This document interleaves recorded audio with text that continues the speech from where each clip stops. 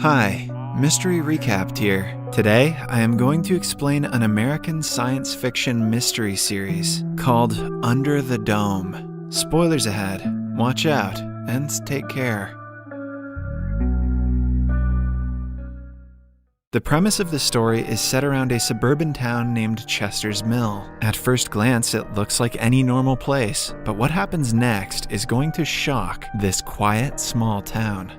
In the opening scene, we are introduced to a non-local named Barbie. He is in the woods, burying the dead body of a man. Barbie's injured forehead suggests he got into a fight with the dead man, but the cause of the murder is unknown. In the afternoon, Barbie is heading away from the town when he comes across the sheriff's car. It makes him nervous, which further diverts his attention from the road. When he finally loses the policeman, some cows block his way. Barbie swerves the car and lands in a field with cows. His vehicle takes a spin, but he comes out uninjured. A few seconds pass before the town is hit by an earthquake. The people freeze in shock as the ground shakes violently. Then, all of a sudden, something drops from the sky in front of Barbie, and everything goes silent. A cow falls to the ground after being sliced in half by whatever substance fell from the sky. Barbie investigates to discover it is an invisible wall. It was so sharp that it even cut the houses that it touched. A teenager named Joe comes to Barbie to see if he is alright. He is also just as surprised about the strange invisible wall. Following that, the sheriff and deputy, Linda, are informed that the power supply to the entire town has been cut off. The phone lines are dead, and the internet doesn't work either. It is as if all satellite connections have been lost at the same time.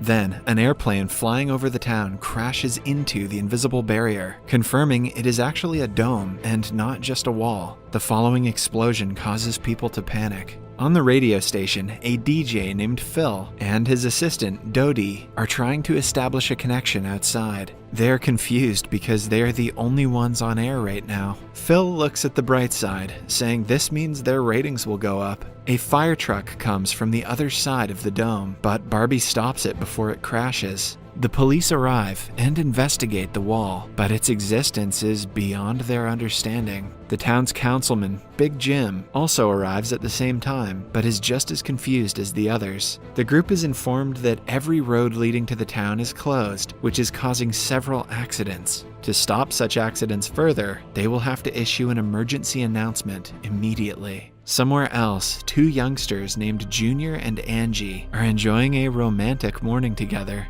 Angie is also Joe's elder sister, who works as a volunteer nurse. In the heat of the moment, Junior confesses that he is in love with Angie. His heart breaks when she says she doesn't feel the same. They get into an argument that ends when Angie spontaneously slaps him and storms off. That could have gone better for Junior.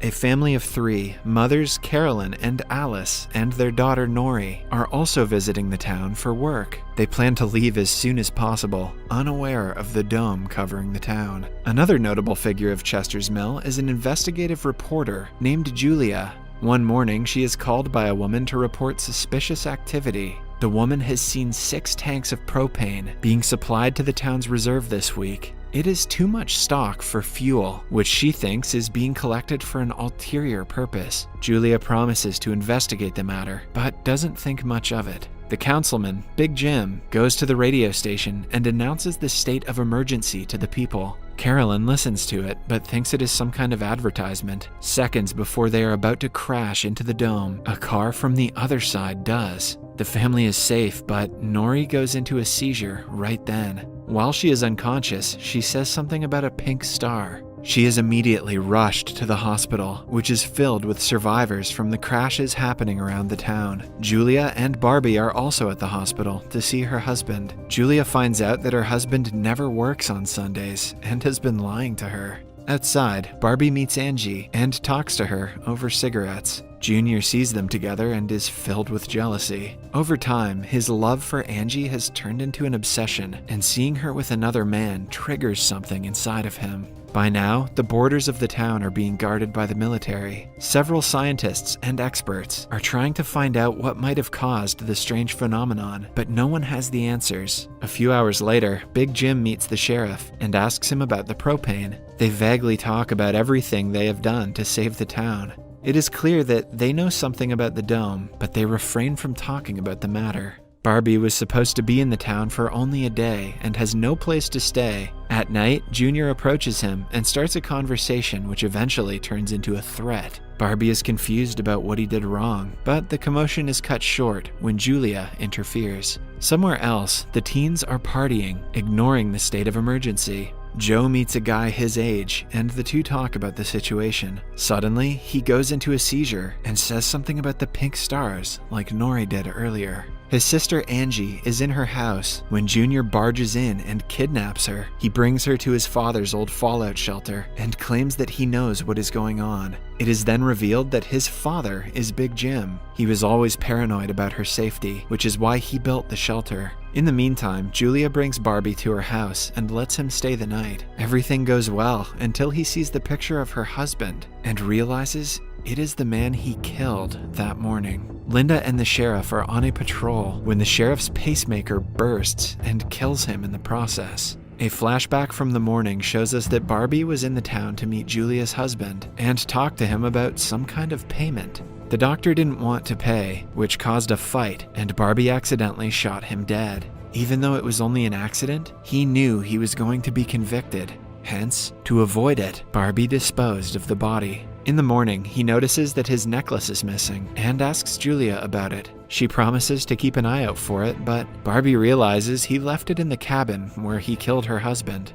Somewhere else, two policemen come running to the sheriff, but by now he is already dead. Linda cries, holding him in her arms. Joe is with his friend Ben, who helped him when he got a seizure last night. Ben asks him what he meant by the pink star, but Joe doesn't remember saying anything after he fell to the ground. In the radio station, Dodie manages to connect with the people outside of the dome using a special device. She can hear the soldiers talking to each other, but cannot talk to them. Till now, even the soldiers are confused about what the invisible thing is. At the town's diner, Big Jim is enjoying breakfast before Linda arrives and informs him of the sheriff's death. They immediately rush to the town's mortician, Lester. In the bunker, Angie tries her best to call for someone, but is unsuccessful. When Junior arrives, he chains her down to a bed. He thinks that Angie's rejection and the dome's appearance are somehow related, and when the dome goes away, she will return back to her normal self. The comment is enough evidence of his mental issues. The mortician Lester used to be the sheriff's friend and is shocked to hear about his death. But when Linda is not around, he and Big Jim reveal they know something about the propane import that happened last month. They, together with the sheriff, were hiding a secret from the town. The sheriff's death confirms he won't tell anyone about their involvement, which is good news for them. Later that day, Linda walks into the police station to see Big Jim looking for something in the sheriff's office. On being asked, Jim says he came to take a look at his will, and Linda believes him. In reality, he was there to find paperwork about the propane import that might get him and Lester in trouble. He thinks the papers are in the sheriff's house and makes Lester get them.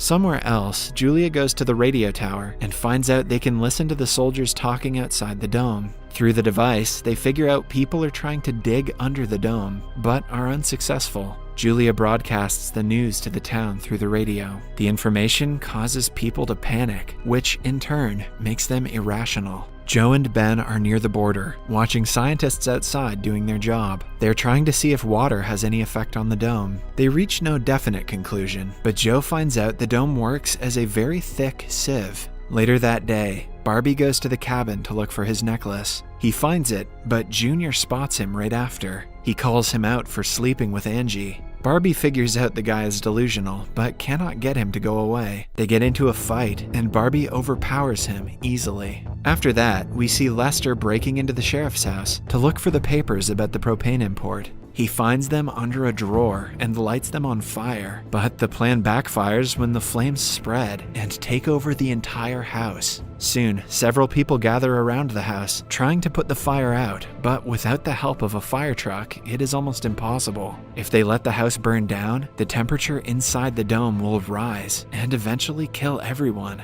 Barbie leads the people, who join hands to bring water to the house. Linda hears Lester's voice and runs inside to save him. She drags him out of the place before handing him to the paramedics. Even after an hour of trying to put the fire out, it only spreads further. Then, Jim comes with a loader and finally ends the commotion.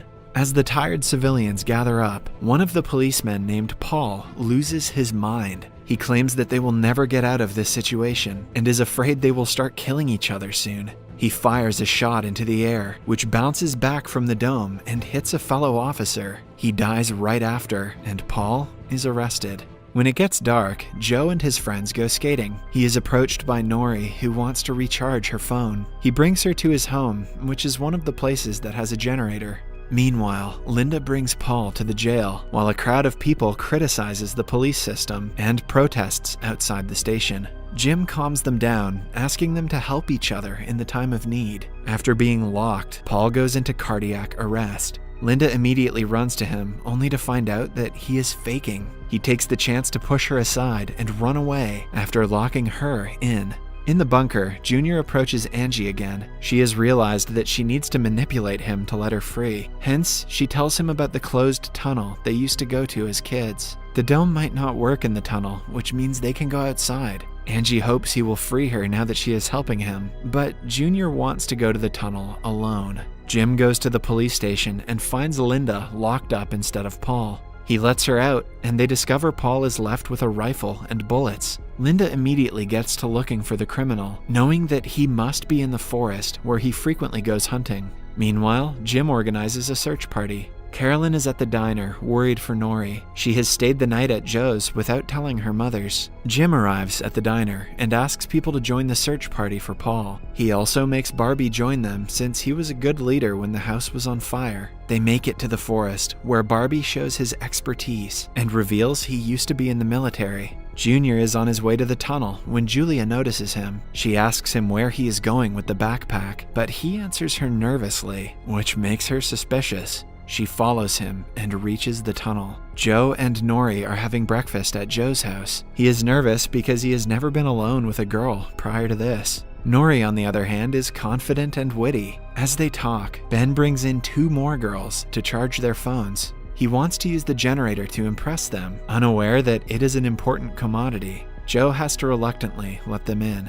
In the woods, the search party runs into Paul, who shoots a guy in his leg. A second guy stays to take care of him, while Jim and Barbie run behind Paul. In the tunnels, Junior reaches the end and finds out the dome runs through it as well. He gets too close to the wall, which makes his flashlight burst like the sheriff's pacemaker. Julia comes out to warn him, but he is not happy that she followed him. Junior loses his mind and starts punching the invisible wall until Julia stops him. They sit down to talk and rest for a while. Julia tells him that she is stuck in her lousy job as a journalist because of a mistake she made in the past. As they chat, Junior reveals that his bruises were caused by Barbie. He asks her to stay away from the guy, making it seem like Barbie hit him for no reason. By now, Joe's house is filled with people using his electronics. A bully tries to make people pay for the electricity that he doesn't even own. When no one stands against him, Nori takes the matters into her own hands. The conversation gets heated, but before anything happens, the lights go out.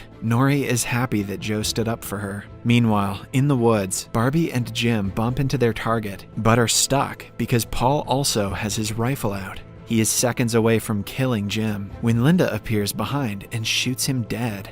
At Joe's house, Carolyn arrives and asks her daughter to be more responsible. Joe and Nori hold hands, which creates strange sparks and sends them both into a seizure. They again collectively chant about some kind of pink stars falling in line. In the bunker, Junior visits Angie again, this time with a first aid kit. She helps him dress the wounds on his knuckles, but secretly keeps a pair of scissors to herself. In the last scene, Julia and Barbie are home after a long day. Julia has started to suspect him after what Junior told her. When he is in the shower, she goes through his belongings. Subscribe for more videos like this, turn on notifications, and leave a like to help the channel out. Thank you for watching.